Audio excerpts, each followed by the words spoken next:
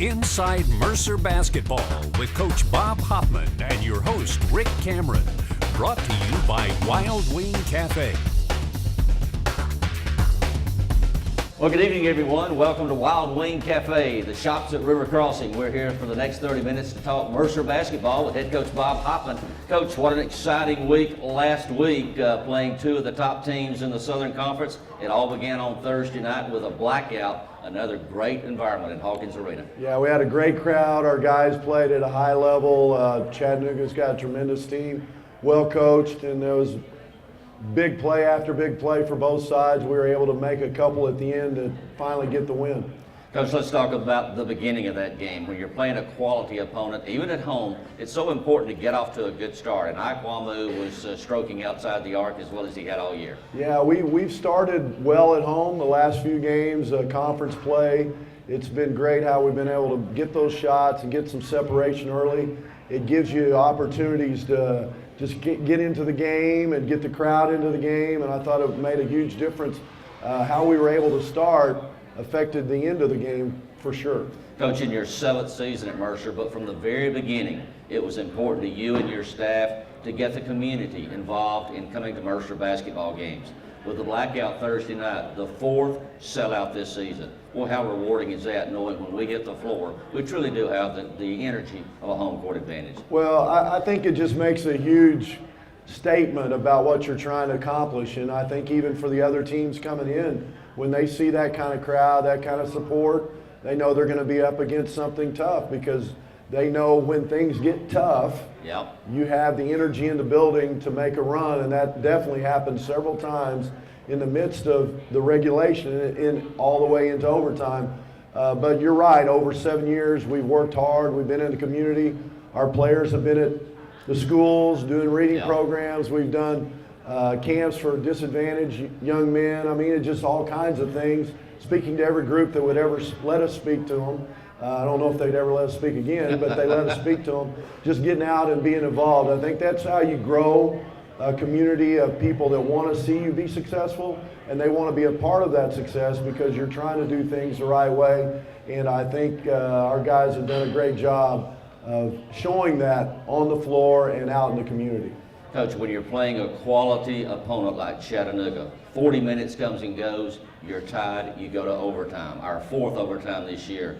What's the general message that you're trying to portray to your guys, knowing they're tired, knowing another quality opponent, as far as seizing the momentum and being able to win in an overtime game like that? Well, I think it started with Darius jumping up and getting a jump ball. That was a good start, and we had several good possessions right there at the beginning, made some baskets. It's such a short time. If you can get off to a good beginning, it really gives you an opportunity, just like the beginning of the game, to get some separation, which we did, and we needed all those points to finish the game. Even though we had a pretty big lead, it seemed like, about the minute 45 mark, but we were able to find a way to get it done. But as far as in the timeout, it's just mainly getting some rest, getting some water, and then we didn't make any substitutions that whole 5-minute mark. Our guys found a way to get some strength and get out there and make play after play all the way down to the end when Ike made a great defensive play, and then Phillip made a huge defensive play that really became the difference in the ballgame. You know, Coach, it's easy for basketball fans to get excited about the offensive effort by the players, but how many times this year, a couple of weeks ago, it was Jabri, a block in the corner that won a game for us, and then as you just pointed out, it was the 2 defensive plays that really allowed us to win that game in overtime. Well, I mean, you got to execute on the offensive end, you got to make plays, but you also got to execute on the defensive end and find ways to get stops, because they're so huge to having opportunities to be successful at the end of the ball game.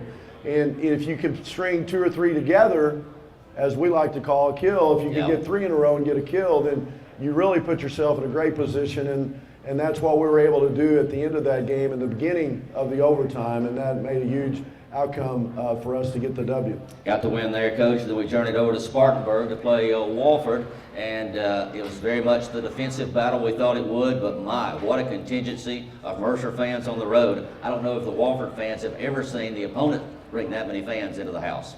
Yeah, our students were great. All the people that traveled, we really Want to thank them for taking the trip, and 3.5, 4-hour trip. It was loud, and they were able to give us some energy in the building. It was a great college basketball game.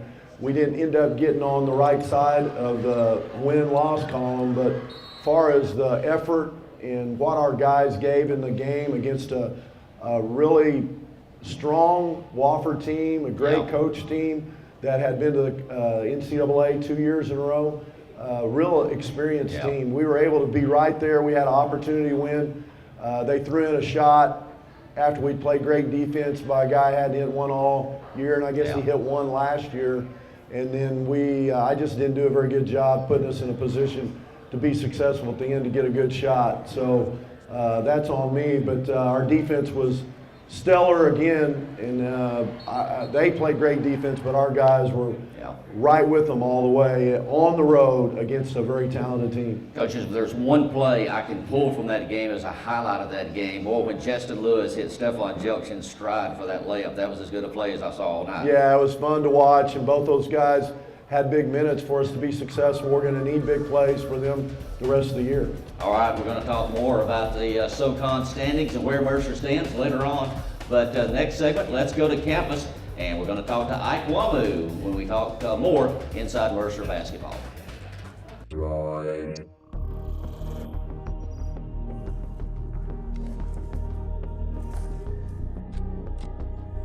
Droid DNA augmentation initiated. Neural speeds increasing to 4G LTE. Brain upgrading to a quad-core processor. Precognitive intelligence with Google Now complete. Introducing Droid DNA by HTC. It's not an upgrade to your phone, it's an upgrade to yourself.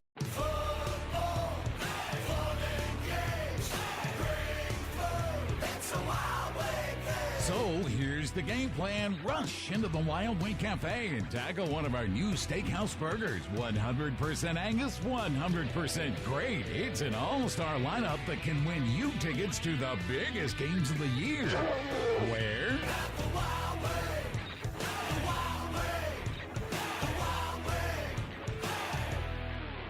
We're back in the Mercer team room talking inside Mercer basketball. We're joined now by junior forward Ike Wamu. Ike, years ago, Georgia had a player by the name of Dominique Wilkins. They used to call him the human highlight film. For those of us who saw him and now see you, I call you the Mercer modern day human highlight film. If you type in Ike Wamu on YouTube, so many shots of you. For how long have you been able to elevate the way you do on a basketball court? I got my first dunk around 8th grade or so. Yeah? Yeah, it was the summer before 8th grade actually. I was at an AAU practice. I'd been telling everybody, I can dunk, even though I'd never done it before. And then I just went up and did it. So ever since then, I've been having fun with that. So. All right, let's go back to your days in North Carolina growing up. Tell us about your high school days, some of the things you loved to do before you locked in on a college basketball career. High school was really fun. I went to Westchester Country Day School, which is also the same school Coach E went to. Yeah. And it was a lot of fun. I met a lot of great people. I like to spend time with them, play video games, just do the normal kid thing. And then once I saw I had the opportunity to further my career by going to college, then I worked extremely hard to do everything I had to do to get there. So. At what point did Mercer come into the recruiting process? Mercer started recruiting me the summer before my senior year. So I started hearing a lot about them. Coach E was calling me and my coaches a good amount, so I got a pretty good feel for them. Tell us about the transition from high school, not only from high school to college basketball, but playing for Bob Hoffman, who has a very sophisticated system to play for. Yeah. How hard has that been? It was a little easier for me because I got a year to sit out and to kind of really learn everything. But it's totally different because he challenges you in every single way, personally, and he makes basketball more than just dribbling and shooting. It's a thinking man's game, and I've learned a lot about that since I've been here. Last March, we made the trip to Raleigh, North Carolina to play the second round of the NCAA tournament. In my mind, I have several images I can still see every day. One is you going up midair to hit a layup, Duke players going to the left and to the right. Tell us about the experience of going to the NCAA tournament and defeating a very good Duke team. That was huge. Like that's really a dream come true. Every little kid wants to play in the NCAA tournament one day, and we were fortunate enough to get there and to be the storied program like Duke. It's really just been such a blessing. Tell us about a Mercer basketball player pre-NCAA tournament and after defeating Duke in the NCAA tournament, being a Mercer basketball player. Before being a Mercer basketball player has always been an honor, you know, getting to play for such a great institution and playing for such a great coaching staff and great players as well. And after beating Duke, like, we garnered national attention. Everyone knows who we are now, so it's a little different. Now that we play people, we get everyone's best shot because they're like, that's the team that beat Duke. You still got this year and next to go in your career. But when all is said and done, Ike, what do you hope to accomplish personally of having had the experience of playing college basketball? I'd like to turn my college career into a professional career, be it in the NBA or playing professionally overseas, and then from there use my degree to go into different ventures. So playing college basketball here at Mercer it's not just been for basketball. It's been a whole life-changing thing. So we talked about your great leaping ability, but I know in the time you've been here, I've seen all aspects of your game improve. What aspect do you feel like you had to work on personally to raise it to the level it needed to be to play college ball?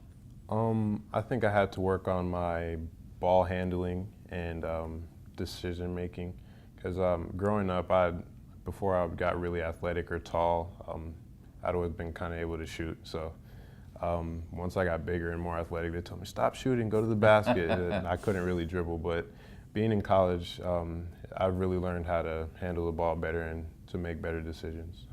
Tell us about the transition. We were asking TJ earlier, last year you had the 7 seniors, a tight-knit group, been there for 3 years, and now you have moved up as one of the elder statesmen. How has that transition been of being one of the players with more experience as opposed to less the last year? It's been kind of seamless because for the past couple of years we've been watching all the seniors from Travis's group, Haunted Langston's group, and seeing how they did things and knowing the right way to do things. So we're just trying to take what we learned from them and take that moving forward and teach the younger guys that. So our program will remain at a high level. Ike, you're a very hard worker. I see that every day on the practice court and in games and on and off the court. For a young player, let's say a grammar school child that may be thinking about playing college basketball one day, what advice would you give them between now and then? Never give up and always work as hard as you can, because growing up, I mean, I was the worst player always up until I was maybe like 14, 15, so you never know what's going to happen. You might hit a random growth spurt, you might get an epiphany, like you might get better. So you never know what's going to happen. You can only worry about the things you can control. So you should work really hard every day and never give up. How hungry are you to get back to a championship game in the Southern Conference and onto the NCAA again? I'm so hungry. I want to get back to that stage. That was huge for us as a program and as a city as well. And we want to build on that. We're not just satisfied with getting to the tournament. We want to continue to make some noise and build even more of a name, for this program. Sounds great, Ike. You're a credit to Mercer University. We love watching you play. Keep up the good work and keep the highlight reels coming in. Yes, sir. Ike Wamu joining us today. We're going to be back in just a moment with more when we return on Inside Mercer Basketball.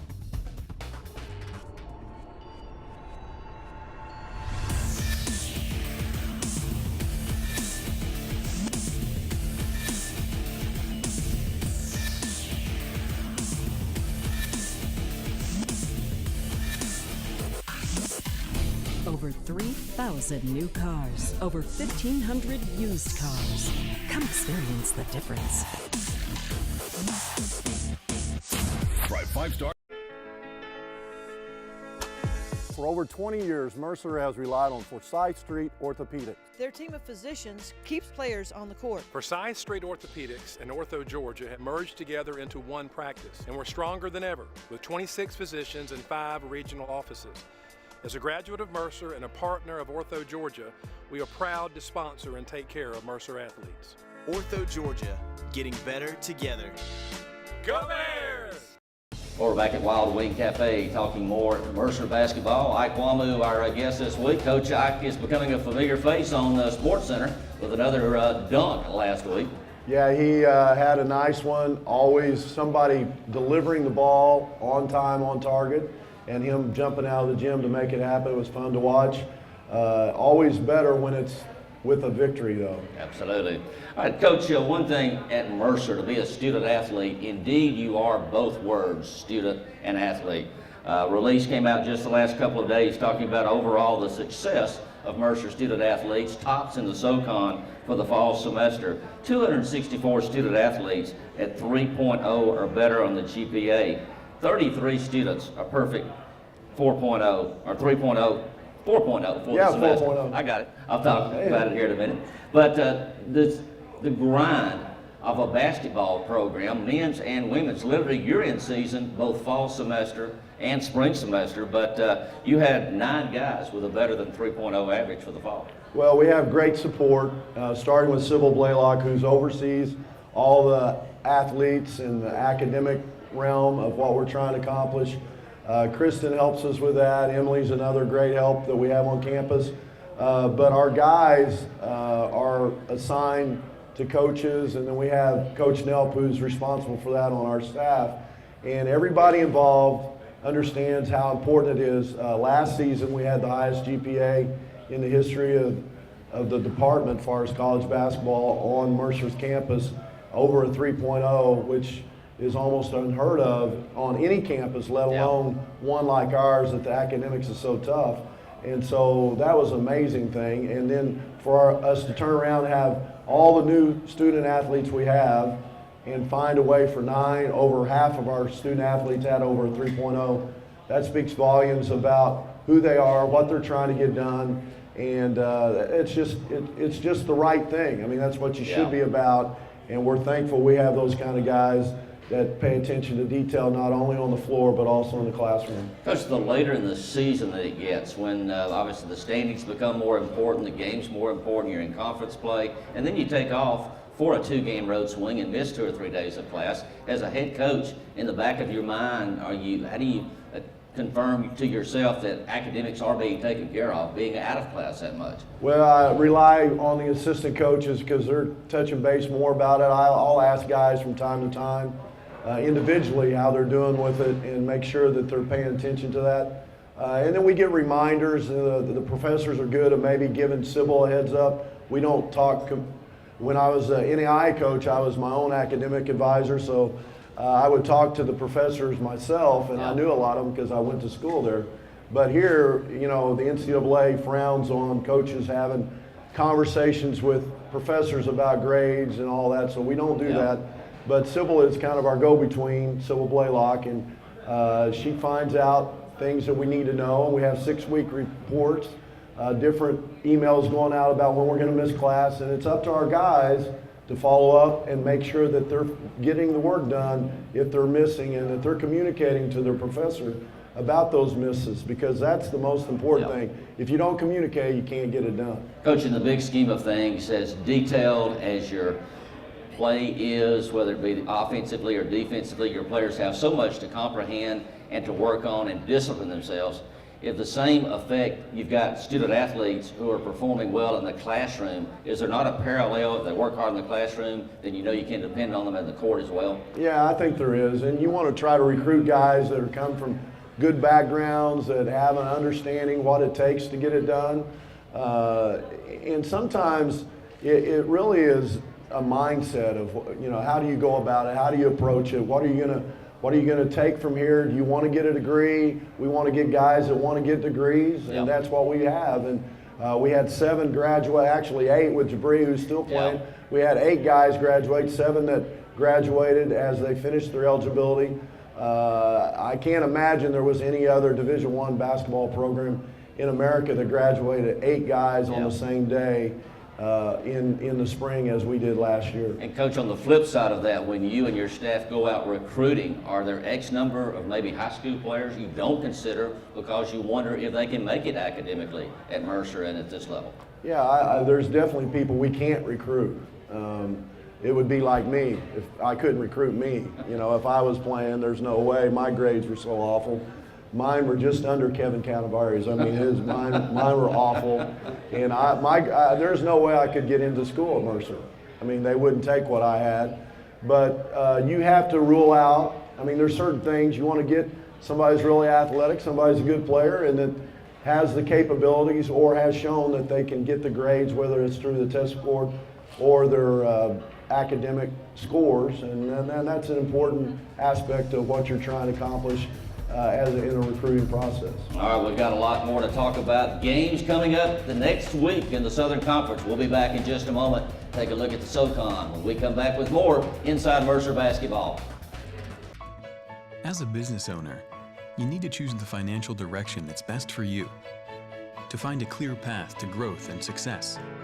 At BB&T, we support businesses of all sizes with personal service and advice, sharing the sound financial knowledge we've gained over more than 140 years so you can move ahead with confidence. Talk to us today about your business goals. BB&T, sharing knowledge for a brighter direction. Hey, all you Bear fans, I know we're having a great time at this game. It's exciting, fun. We're getting after it. If you want to have a good time after this game, you need to go over to Margaritas in Mercer Village. They have amazing Mexican food, and they're going to take care of you. All kinds of specials. You can find what you want. Look at my body. It's working good for me. Come on over and check them out at Mercer Village. Margaritas.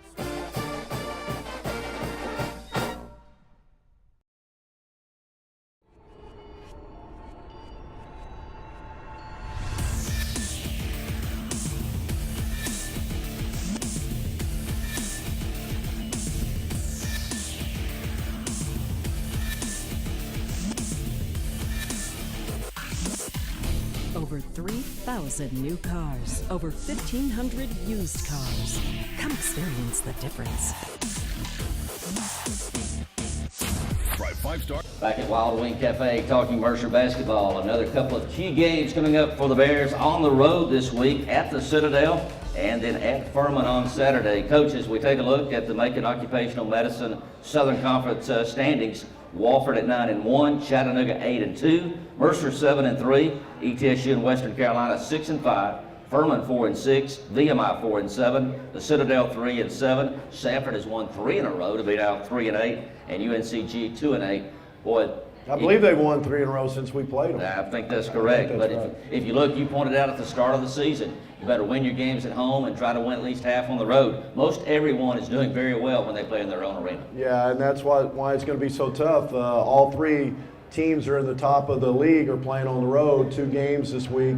Wofford, Chattanooga, and ourselves. We go to Citadel, who's been playing well, beat Wofford at home. Their only loss was at the Citadel, so I know they're going to have a lot of fans in there, including all their students, who's going to be going crazy. The cadets will be fired up and giving us everything that we don't want on a road game, so they'll have a great energy in the building. And then Furman played us right down to the end at our place earlier in the season, so we know they're very capable and have multiple guys that can score the basketball in different ways. So I think the league is shaping out like we talked about. I think there's still going to be more teams that win that you're not expecting. If you're just looking at it on paper thinking, well, you're at the bottom of the league, you should do this. Well, that doesn't apply here. I think any team can win at any time, at any place, and I think there'll be some more of those games. We just don't want to be a part of any of them. Everybody has played each team in the league now after we have played Wofford this past weekend. So we played everybody in the league. Now as we get the second go-round, a lot of folks are going to be, as they play and win, are going to be looking at those standings, because as we look ahead to Asheville, it's very important. If you're 7, 8, 9, or 10, then you're going to be looking at an extra game in the tournament. Yeah, you have to win 4 to go to the NCAA. If you're 7th, 8th, 9th, or 10th, and you have to play the day before.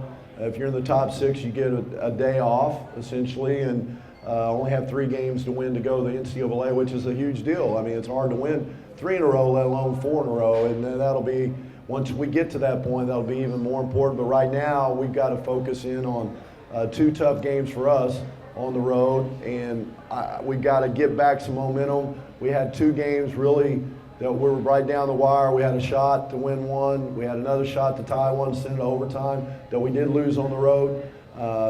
Those kind of possessions, we hope they turn around and we're able to get some of those tight plays and make them on the road this coming week. As far as bumps and bruises, Coach, this late in the year, I know everyone has a bruise or two or a hitch. Yeah, I do. I have a bunch of them. You almost lost your voice totally last Saturday night. But that's probably a good thing. The echo theory definitely worked last week. But in the big picture, Coach, how are we coming down the stretch this week? Well, I think we have several guys are banged up. We didn't go as hard today in practice with some of them, and some of them didn't do anything. And then we're hoping to have a really good workout on Tuesday and then Wednesday, trying to get right into the grind. It's going to be important that when you get to the end of the year, the more people you have healthy, when you get to that end game with that tournament, that's a big deal. And a lot of coaches push up, practice even longer, go harder because you're not getting the results you want. There's a balancing act. It's hard to know when and where and how hard to go. Over the years, that's been I think, been a good thing that's worked out for us. It's going to be important for our guys to be healthy. Even this weekend, we're going to need everybody to get those wins on tough road games. As far as Chattanooga and the Wofford games, Coach, our Sonic Player of the Week.